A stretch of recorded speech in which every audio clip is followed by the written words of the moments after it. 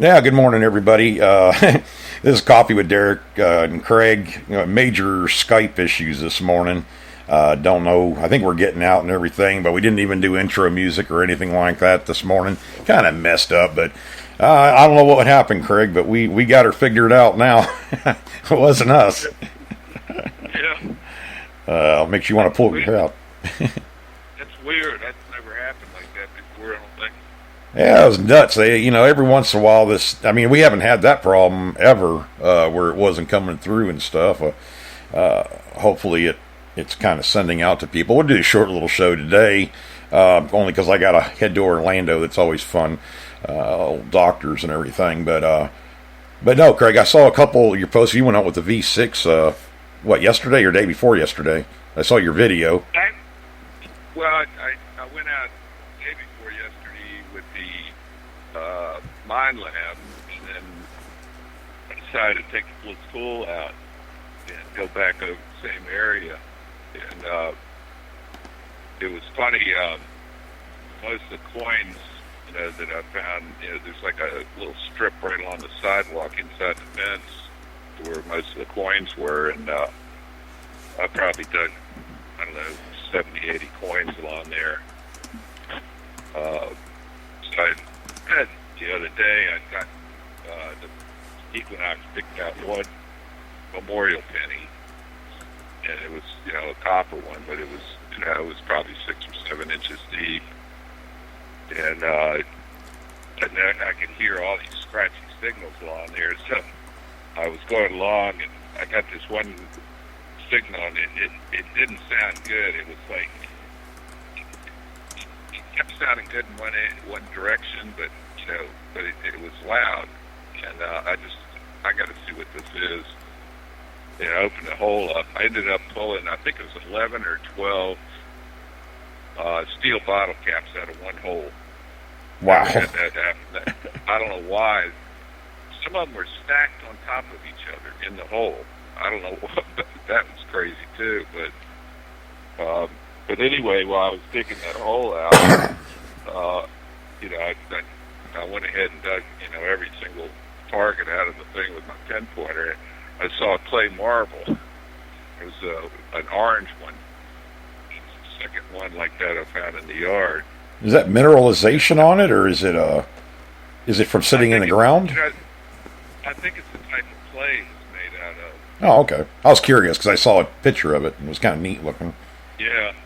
I found one or two up the street at the other house about a block away, and they were both kind of a whitish tan color, like normal ones. I've never seen, ones like that. And then I found a pipe stem.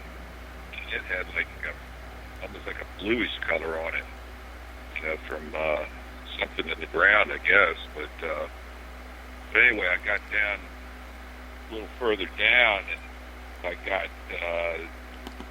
just one little stretch of about 6 feet. I got 3 really good hits, and I knew they weren't, bottle caps. And I dug one memorial, like 1860s memorial penny, and then I got 2 wheats. One, I think one was a 44 and one was a 45, and they were both, I don't know, at least 8 to 11 inches deep down. Right. And both of them had nails in the hole. So I ran the bliss rate real low. I ran it at 1 gain and 4 on the threshold. Had it just totally quiet. It wasn't making any noise near the power lines at all. Well, that's good. Had Yeah. full turbo, but I did dig a few iron targets just because I heard them. I knew it was iron, but it sounded bigger, so I dug those. But I didn't get.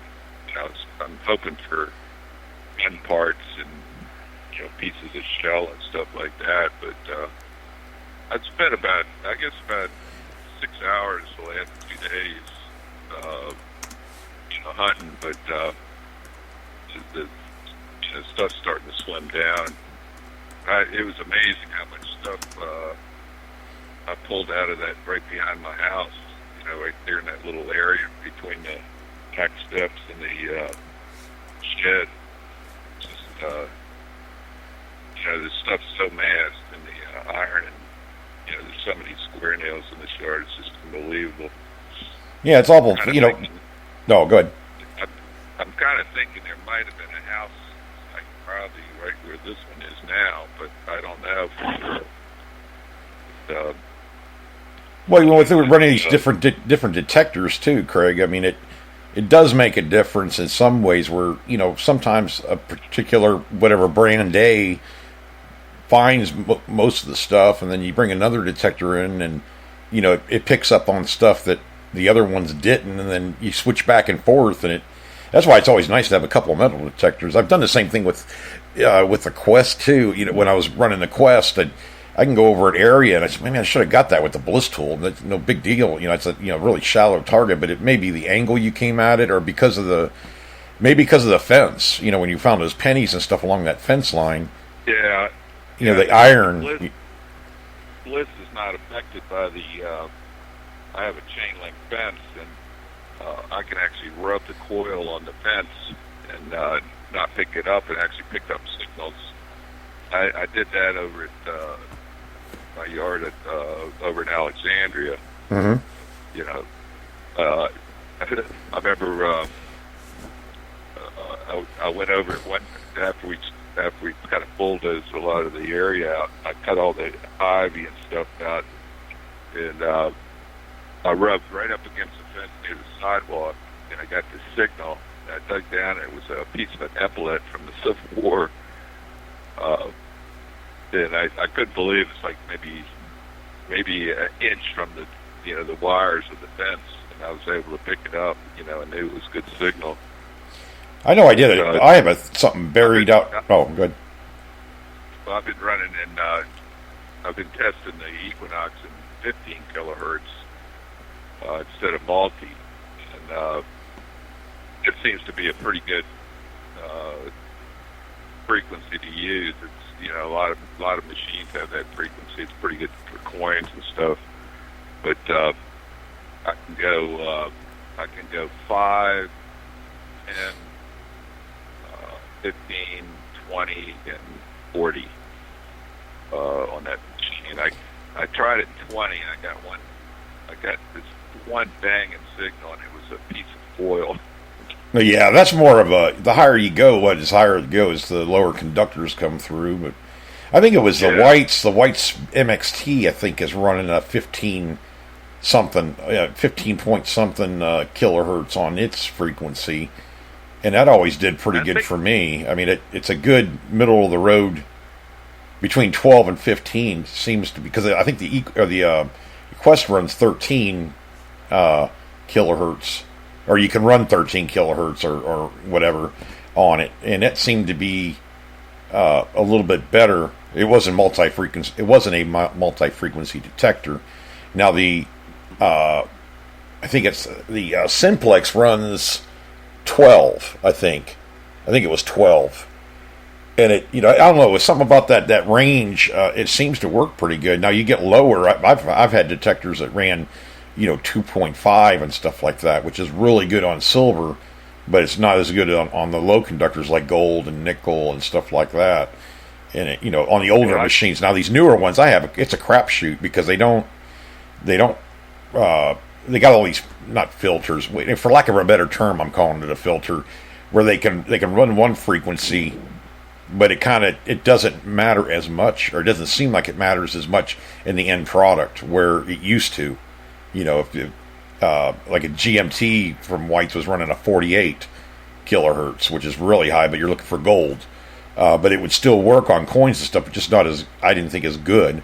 But I'm trying to use the machine for something it wasn't really designed to do, or wasn't, the application of it wasn't made to do it. I mean, any metal detector will find you something, Craig. But these frequencies. The lower frequencies give you more depth, but they also start picking up big iron. Right. As good, and a lot of machines in the past, like the Nautilus, if you got deep iron a fairly big piece, it would read, really good, just like a record, like it was a good target.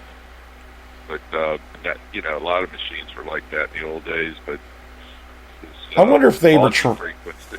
It's a little bit noisier, and then, when you go into the 15 kilohertz, it's quieter, and you also don't have the EMI problem. But I was chatting with a guy that was saying, try 15 kilohertz because he's having a lot of good success with it. He was saying that, in a high EMI area, try that also because it runs a lot more quieter. It's not running through so many frequencies at once. So it's just something to try. I go out every day trying to, think of a new setting to use, or a new way to pop something out of the yard. I wonder if they have any detectors that use the negative side of the frequency band. I mean, they go down to 2.5, but I mean, have they tried to go into is there such a thing? I'm just not an electronics guy to understand that part of it, but I wonder if they've ever tried to do that, go into what I would call the negative side of the frequencies. Is that such a thing, Craig? Get down to zero and going. I don't know if I don't know. I mean, I just don't know if anybody's ever tried it to. Maybe it would open things up a little bit differently as far as the machines go. Instead of trying to go on higher on the frequency, go into the negative side of it. But yeah, I mean, it's just a thought. I mean, I don't even know if that exists. I did. I've been trying to get more information on this Simplex, and Craig, I get it. It's all a sales game, is what it is. It's nothing against them. I mean, they're all out to sell machines and stuff. But I went to a couple different .coms to try to figure out when you're going to get this machine in the U.S. As far as stocking. And I'd already talked to Evan at Sirius Detecting, his friend of mine, and he's not going to have them. He said it's going to be probably January before they have them. He doesn't do pre-orders. He doesn't see a need to do that. Which I get it. It's more of a pain to keep up with it. And then you got people hounding you. Where's my machine, or when is it coming in? I know Calico, I looked at their site and they said it was going to be a second round of pre-orders, or second, something like that. I looked on their website, and then I went over to metaldetecting.com. So I've kind of bounced around, and I even chatted with somebody from metaldetecting.com, and explained to them. I said, I was trying to get my hands on this machine. Do you know when you're getting them in? And they said soon. They're going to have them real soon, and I don't know. I mean, give you much of a right. I explained to him. I said, it's not for anything else. I'll buy the machine. I just want to get my hands on it because I do have listeners that want to know more about it. They want to pretty much a review of it. And I'm paying for the machine, so it really don't matter. I'm not asking for anything other than just when are you going to have them, kind of thing. And they were nice and everything, and just put it. They emailed me back and said we're going to get them soon. You can pre-order and all this, or they take the money out after the machine comes to you, or something. They were being fair about it. They've been in business since 1983 or something, so they, they're a solid company too. And but that's where I'm at with it. I just can't get my hands on the machine, and well, they had a glitch the other day. Supposedly a whole bunch of the coils are bad, but they're making good on it. And I guess they had one batch that went bad, so they brought them all back. Yeah, that's what they said. They pulled them all back and redid them, or they're replacing them on machines that haven't even left the factory yet, which is good. I'm glad they did it. That just shows good customer service. And so that it was something about, and I read about it. It was like when it was in wet grass, it would start falsing. That's just it's a not a nulling issue. It does happen, but they tested fine at the factory, I guess, and they had one batch, so they just went ahead and pulled all the coils and put all new coils, and did whatever they had to do to get new coils put on. And they said it was going to hold up the shipment a little bit, but they were glad that they caught it, or the guys in the UK caught it, and I guess they called them or emailed or whatever, said, there's a problem. So I was glad the UK guys stepped up and and said something, and they that Nokta figured it out, and that just it goes to show they have good customer service and they're willing to do whatever it takes to get the machine out and and make sure it works right. So. But Gavin's on chat. Gavin, we tried to start early this morning, brother, and Skype is, I don't know what heck happened. We kind of went around about for 20 minutes trying to get the thing up and running. But yeah, we're going to do a short show. Probably going to be ending here in a few minutes because I got to take care of family business. So I'm going to be heading to Orlando and stuff today, and it's a heck of a drive for the morning traffic, anyways. But Craig posted up some stuff on Facebook too. Craig, Brandon the Archivist, a little pod, what do you call it, vlog or whatever that he's doing, and he does a lot of investigations and stuff through documents and stuff from the 15, 16.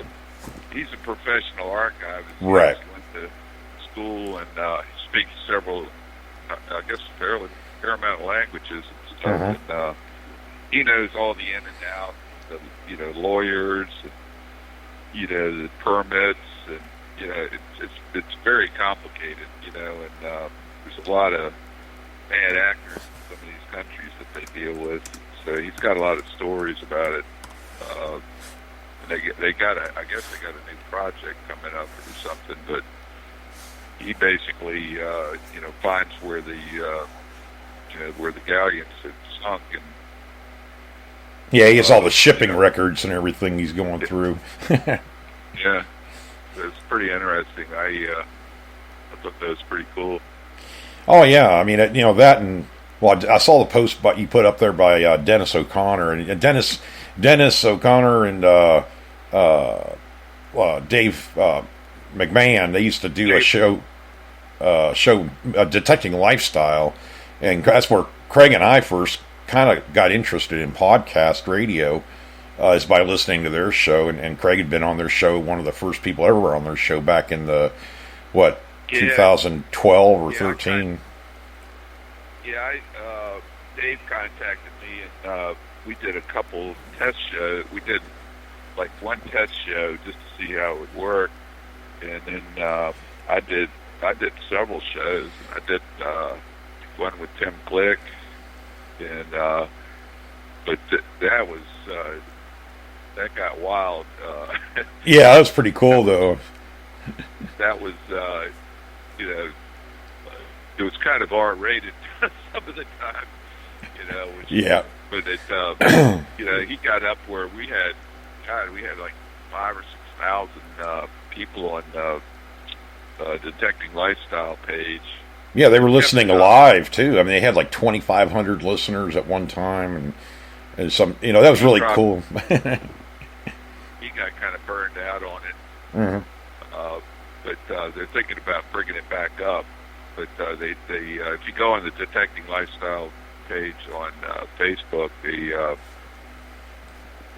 got links to a lot of the shows, and it was fun. We kind of got the idea from that to start trying it for ourselves. Our own show, because we were looking at the advertising, and it was just outrageous, and we could reach a lot more people with the show than we could with just random advertisements, and it just, you got to be careful about spending money on advertisement. You don't get your bang for the buck, and the radios, podcasts seem to be a better way to do it. And since we started, I mean, it wasn't that big. I mean, look how big it's grown now, and how many people are doing it. This is like 5 or 6, 7 people doing shows now. Yeah, actually, your membership is pending approval. I wasn't a member of their page, Greg. What page? The Detecting Lifestyles page. They have a Facebook page. I didn't know they even had one. I guess they've been, October 19th. So, I mean, they've been posting on there. I'm kind of got Kenny Briggs is on here. I think it's mostly Kenny Briggs. So, Relic Ron Fay. some of the members and stuff. Some of the guys that have been in this hobby for a long time have a lot of experience. There's Dave McMahon. He's on there too. So yeah, the Detecting Lifestyle public group. Something you guys want to check out. I mean, Dave and Dennis and Kenny Briggs, they've been doing this for years, and they kind of got me and Craig interested in it. It's fun. It's been fun for many years for us. Dennis does a detecting blog kind of or a treasure blog, or he gives about big treasures and clues and stuff to them.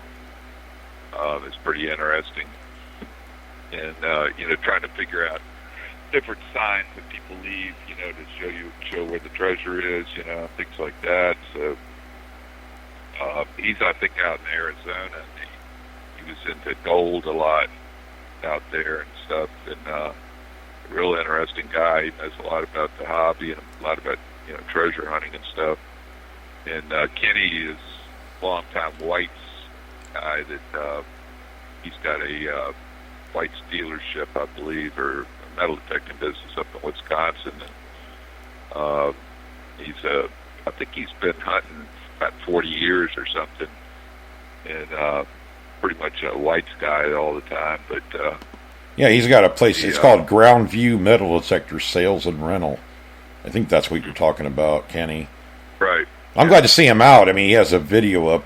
He put up on the 27th of him. I think he's finding some older coins of dimes and stuff, I think is what it is, at a fairgrounds or a park or something like that. Nice to see him out. I mean, they kind of dropped off the map for me after they stopped doing the show, and they went on to different things and different kinds of shows and stuff. And I'm glad. I hope they do bring it back, Craig. It was a lot of fun. I remember, just sitting around just listening to that, and a lot of good guests and stuff.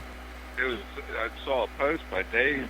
I was kind of shocked because I hadn't heard from him in a while, and so I went on the page, and he was saying he was going to go out for the first time in a while, metal detecting, and so people were wondering what kind of machine he had, and I said he had some Fine Lab, and he has he had a fair amount of different machines. He had some Whites and stuff too, and I think he even used a Bliss tool for a while. Yeah, he had a V3, I think it was, he was using back in the day. There's a funny little story. I was at Bliss, the Breastplate Hill, and I was up there hunting, and I got a call from Dave, and he wanted settings he was on a Colonial site and wanted settings for this site. So I gave him some settings for the Bliss tool, and I went back to hunting, and I guess it was about maybe 40 minutes later, I get this call, and he's screaming and yelling over the phone, and he dug I think it was a 1732 King George II. It was down over 12 inches deep, and it was the oldest coin he'd ever dug, I think. And so he was just going, "Oh my God, I can't believe how deep I got that one." Mm-hmm. And, but he had started doing some turd hunting, but he's mostly a beach hunter. He found a lot of reals over the years in this one area. So he calls it chasing the kings. He's looking for the Spanish kings. Yeah. Oh, are you there? Yeah. Oh, okay. Oh, it sounded like I lost you for a minute there. Yeah, I mean, Dave's on here. I see him on there where they, were just, saying all the people that kind of got involved with Detecting Lifestyle, and of course, Chicago Ron Gidiazio and his wife Gretchen. They were involved with a lot of Detector Palooza 2014, I think it was. I went up to Chicago for that and met them, and like Josh Kimmel was there, and Chuck Smalley was there. A bunch. I actually had I had to find my shirt. I still have my Detecting Lifestyle shirt, Craig. Wear it every once in a while. Good times. Terry McWilliams and Bob McWilliams and Ron Fay and all those guys. There's so many people in this hobby. A lot of people that have really had a big influence, and we're good, always been good ambassadors of the hobby. It's nice to, see maybe they will bring it back. They always did well, and it was a lot of fun, I think, for everybody. And that's where Josh Kimmel got his, not his start, but they helped him out a little bit, and they kind of mentored him and helped him out, to get his show started. And, it kind of, created a whole new thing on Facebook and stuff, and I think it increased the popularity of the hobby. It was, there was another rival group, I won't say who it was, but we were battling them back and forth, and we got pretty. Oh yeah, I remember. Yeah, they're not doing it anymore, are they? I don't think they are. I don't know. I'm not sure. Yeah. But, they made some snarky, comments, and Dave was just, hammering them, and pretty much all of us piled on it. Yeah, that was definitely where we were a rough group of detectors. Man, we stand our ground pretty good on stuff, but it was a lot of fun. It was a lot of fun. Yeah, but we got to kind of wrap this up, Craig. Guys, I'm sorry, I just got to haul butt to Orlando, and it's just a mess driving over there in the mornings. But yeah, we're going to do the show regular time on Friday morning. And we'll get back on schedule. I just can't predict, these doctors, Craig. They just love to, call you in there and they talk to you for 5 minutes and you send you home type thing. And, I don't know why they couldn't read her scans, but it's just the way it is, the world we live in. But they set up these appointments. I'll come in at 9 o'clock or 8:30, and it's like, oh my God, they don't understand. I'm driving, 70 miles through heavy traffic. But, any rate, guys, we'll wrap it up for tonight. We'll be on Friday morning at 7 a.m. and get back on it. Hopefully this weather cools down so I can actually metal detect without dying of heat exhaustion. 90-some degrees every day, it seems like. Humidity and everything. So hopefully we'll cool down. We should have already been cooled down. So we'll see how it goes. But thanks for listening to the show. Like and follow. And follow the other shows, too. They can get updates on what they're doing and everything when you follow them, and send you email alerts and stuff so you know when they're on air. And I guess we'll talk to you guys later. So get out there if you can, keep digging, and God bless.